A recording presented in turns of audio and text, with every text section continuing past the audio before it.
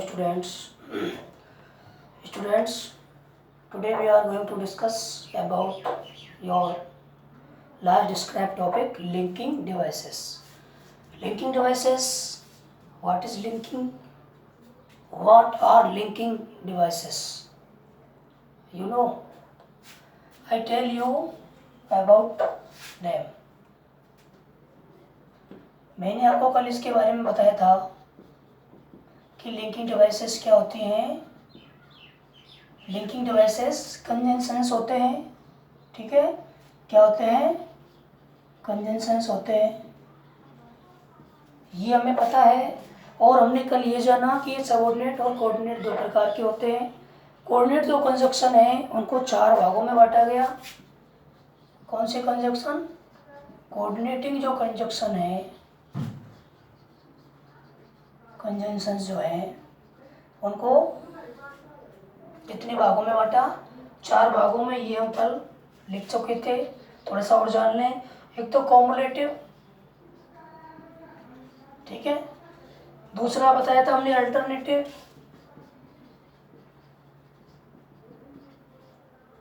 Cumulative जोड़ने वाले हैं, अल्टरनेटिव वैकल्पिक होते हैं,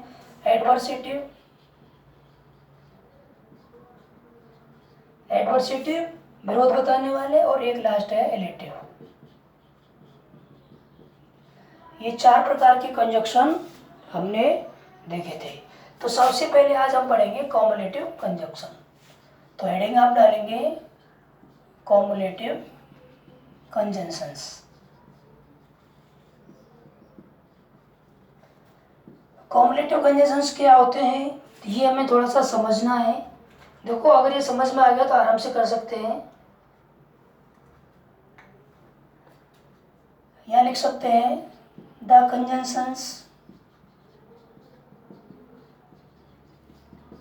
that merely add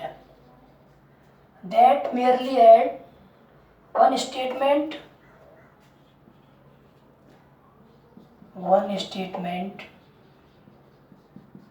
to another। जो किसी एक कथन को दूसरे कथन से जोड़ते हैं वो क्या कहलाते हैं? कॉमुलेटिव कहलाते हैं। एक वाक्य को दूसरे वाक्य से जोड़ना, ठीक है। एक शब्द को दूसरे शब्द से जोड़ना, एक फ्रेज को दूसरे फ्रेज से जोड़ना, वो क्या कहलाते हैं? कॉमुलेटिव कंजंक्शंस कहलाते हैं। तो इसको हम लिख सकते हैं कि वे कंजंक्शन जो एक स्टेटमेंट को दूसरे स्टेटमेंट से जोड़ने के लिए प्रयुक्त होते हैं, कॉमुलेटिव कंजंक्शन कहलाते हैं। क्या लिखा? कि वे कंजंक्शन जो एक कथन को दूसरे कथन से जोड़ने के लिए प्रयुक्त होते हैं, कॉमुलेटिव कंजंक्शन कहलाते हैं। तो कौन कौन से होते हैं कॉमुलेटिव कंजंक्शन? आप लिख सकते हैं एंड, एज वेल एज, ठीक है, both and, no less than, ठीक है। और एक not only, what also.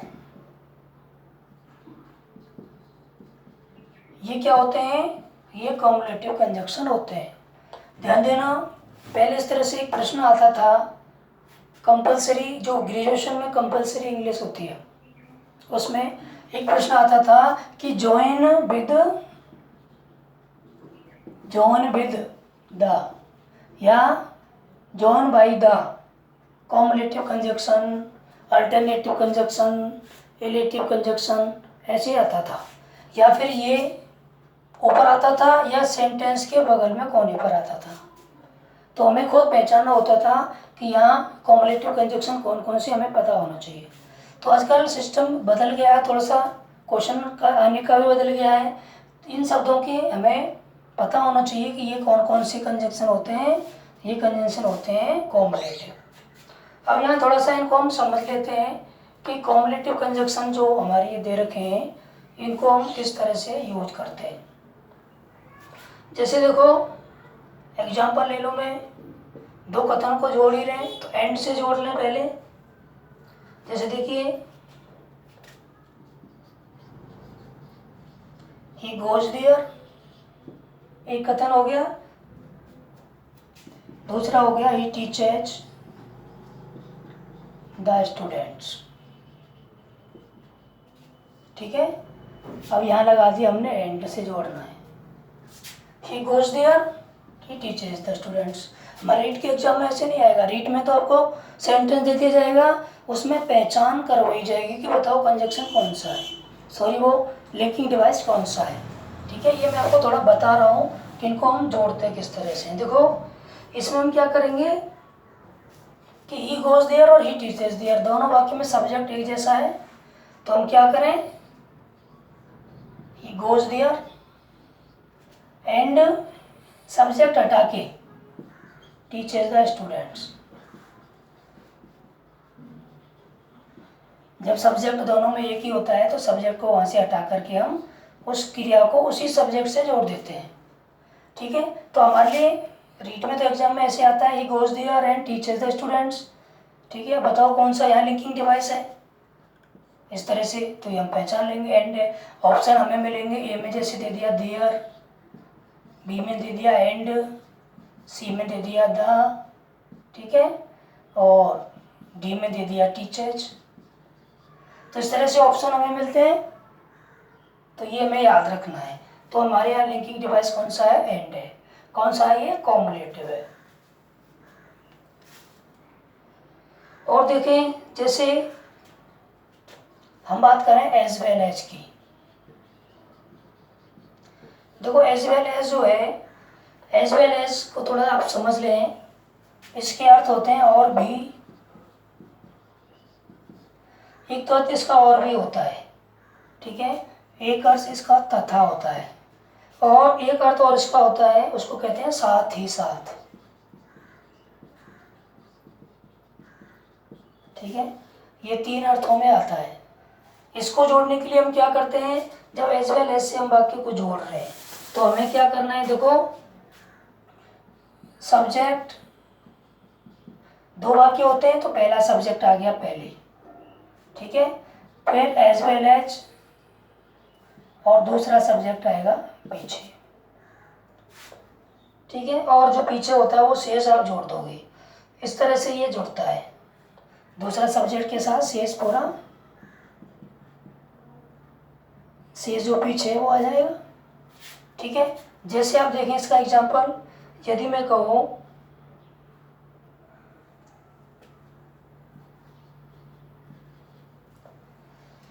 Ram is educated, एक वाक्य हो गया, हिज फ्रेंड्स या हिज पेरेंट्स आर एजुकेटेड। तो यहाँ देखो राम एजुकेटेड है, उसके पेरेंट्स भी एजुकेटेड है, तो इसमें समझ लेना पहला सब्जेक्ट तो हो गया राम, हमें क्या लेना है, केवल पहला सब्जेक्ट राम। अब फिर क्या लगाना है, एज वेल एज।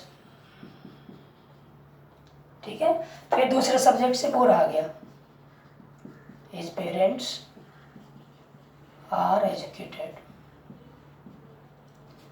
राम के साथ साथ उसके माता पिता भी शिक्षित हैं, तो एज वेल एज का मतलब साथ ही साथ, या और तथा भी, तथा राम तथा उसके माता पिता शिक्षित हैं। समझ रहे हो, इस तरह से हम तो आप पहचान लेंगे एज वेल एज यहाँ किस रूप में आ रहा है, लिंकिंग डिवाइस के रूप में आ रहा है। ठीक है, तो ये एग्जांपल एज वेल एज का हो गया। और एक एग्जांपल देख लें चलो, कि दूसरा मैं कोई भी वाक्य बना सकता हूँ, Ram is reading, his friends are reading, तो कैसे बन गया, Ram as well as his friends are reading. समझ रहे हो, पहला सब्जेक्ट हमें पहले लगाना है, एज वेल एज लगाना है, फिर दूसरे से बाकी पूरा जोड़ना है, तो इसमें इस तरह से हमें थोड़ा सा याद रखना है। नेक्स्ट देखें इसमें एग्जांपल और एक,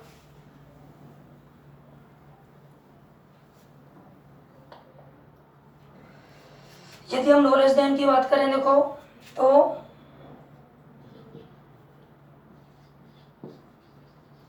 no less than, no less than जो शब्द है इसका शाब्दिक अर्थ होता है अपेक्षाकृत कम नहीं, अपेक्षाकृत कम नहीं। ठीक है, जैसे मैं कहूँ she is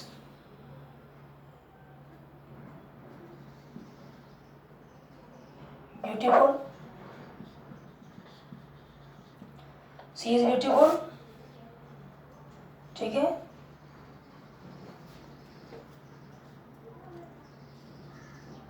her sister is beautiful, 2 वाक्य हो गए। तो हम क्या करेंगे इसमें, see no less than, no less than, ठीक है, हर सिस्टर इज ब्यूटीफुल, यानी कि वो भी अपनी बहन की से अपेक्षाकृत सुंदर कम नहीं है। तो यहाँ क्या आ गया, हर सिस्टर इज ब्यूटीफुल। समझना ध्यान से, अगर ये दोनों दे रखे हैं, हमें जोड़ना है नो लेस देन से, तो कहाँ लगा देंगे, पहले सब्जेक्ट के साथ। हमें को लगा मिलेगा, जैसे हमें तो केवल ये समझना है कि ये लिंकिंग डिवाइस होता है, उसी से हमें पता लग जाएगा। ये तो मैं थोड़ा एक्स्ट्रा आपको बता रहा हूँ ताकि इनके यूज भी थोड़ा समझ में आ जाए, ठीक है। बाकी अगर हम ये जान लें कि कॉम्युलेटिव कंजक्शन कौन से होते हैं, अल्टरनेटिव कौन से होते हैं, एडवर्सेटिव कौन से होते हैं, तो यही हमारे एग्जाम के लिए पर्याप्त है, क्योंकि हमें पहचानना है उसमें, केवल यूज करके वाक्य नहीं बनवाएगा, लेकिन हम थोड़ा सा समझ रहे हैं इनको। फिर ऐसे सबऑर्डिनेट में कौन कौन से होते हैं ये समझना है, उसे पता लग जाएगा हमें। हमें यही जानना है कि ये है कौन कौन से और इनका कहाँ यूज होता है। तो इस तरह से यहाँ पर ये बनेगा। अब यहाँ देखो एक वर्ड और है, नॉट ओनली बट ऑल्सो।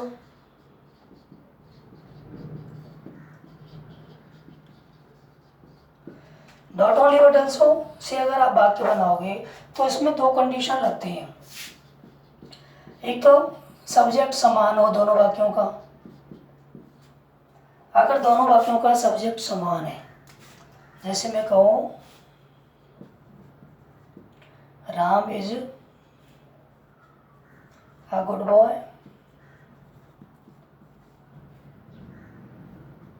ठीक है, ही इज इंटेलिजेंट। ध्यान देना, Ram is a good boy और ही इज इंटेलिजेंट, या फिर मैं कह दूँ he is an intelligent boy, ठीक है।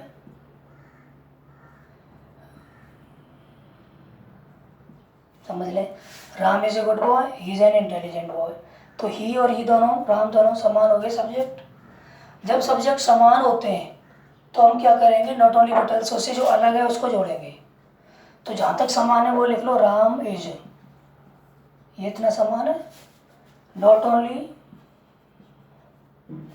ओनली लगा दो और पहले का शेष लिख दो, आ गुड बॉय, ठीक है। और बट ऑल्सो लगा कर क्या करेंगे, दूसरे का शेष लिख देंगे, एन इंटेलिजेंट बॉय। बात समझ में आई। देखो अगर दोनों वाक्यों में सब्जेक्ट समान है तो समान तो एक बार आ ही गया, अब जो असमान है उसको not only but also say जोड़ेंगे, not only a good boy but also intelligent boy. अगर सब्जेक्ट असमान होता,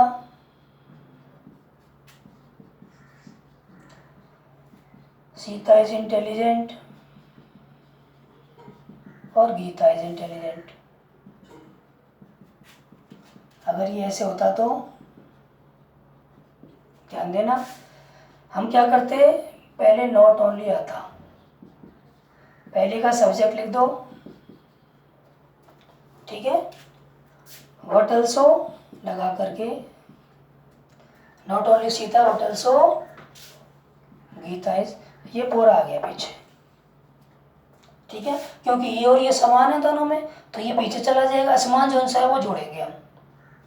तो इस तरह से ये हमें जो समान एक जैसे स्टेटमेंट होते हैं उनको जोड़ने के लिए काम में लिया जाता है। तो समान सीता और क्या हो गया गीता, इन दोनों को जोड़ने के लिए आ रहा है। तो इस तरह से ये कौन से कंजक्शन होते हैं, ये कंजक्शन होते हैं आपके कॉम्युलेटिव। समझ में आई बात। दूसरा हम पढ़ेंगे, देखो अल्टरनेटिव।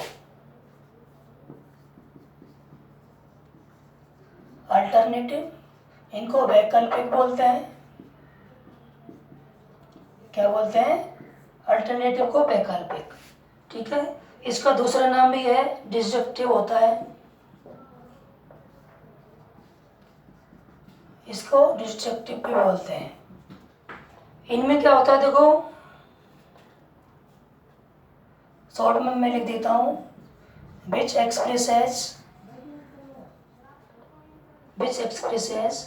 या which express a choice। ये क्या करते हैं, चॉइस को एक्सप्रेस करते हैं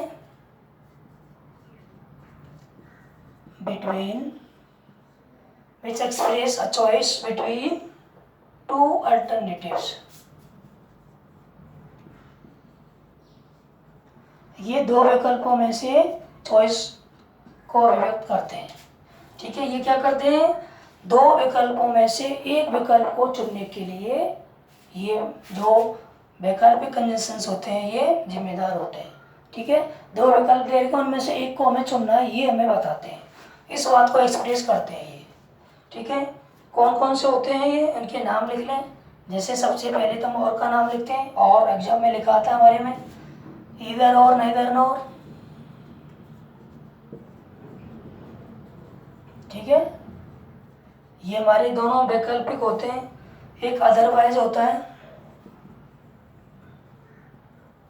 ये भी हमारा वैकल्पिक है। ठीक है, और एक एल्स भी होता है।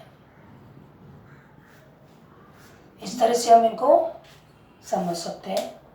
तो ये हमारे अल्टरनेटिव्स हो गए। अब इनकी एग्जांपल एक एक लिख लो। सी मस्ट बी और सी विल डाई। किसी व्यक्ति को जब आघात लगा, कोई घर पर या डेथ हो गई और कोई आघात लगा, तो बहुत से लोग ऐसे होते हैं वो रो नहीं पाते। तो जब तक वो रोएगा नहीं, उसका दुख दूर नहीं होगा, तो या तो उसको रोना चाहिए या फिर वो मर जाएगी। मतलब विकल्प क्या है, या तो वो रोए या मर जाए, दो विकल्प है। तो किसको बता रहा है, कौन बता रहा है, और बता रहा है। ठीक है, और हम देखें जैसे वर्क हार्ड अदरवाइज, अदरवाइज का मतलब अन्यथा। यहाँ पर हम एल्स भी लगा सकते हैं, दोनों का एक जैसा अर्थ है। कठोर परिश्रम करो अन्यथा क्या हो जाओगे, यू विल फेल। यहाँ पर क्या दिया बताओ, यहाँ विकल्प दिया, कठोर परिश्रम या फेल होना। क्या कर चाहते हो वो करो, कठोर परिश्रम करो या फेल हो जाओगे, अन्यथा फेल हो जाओगे। तो ये विकल्प देने का काम कर रहा है ना। और यहाँ देखें जैसे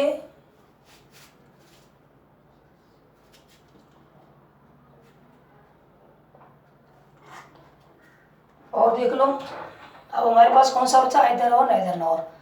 ये हमने बता दिया और ये बता दिया। अब इन दो को और समझ लें। देखो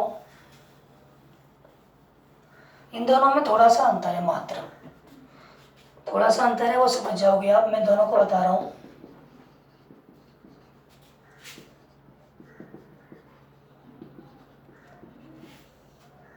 इसमें तो दो में से एक और इसमें दोनों में से एक भी नहीं।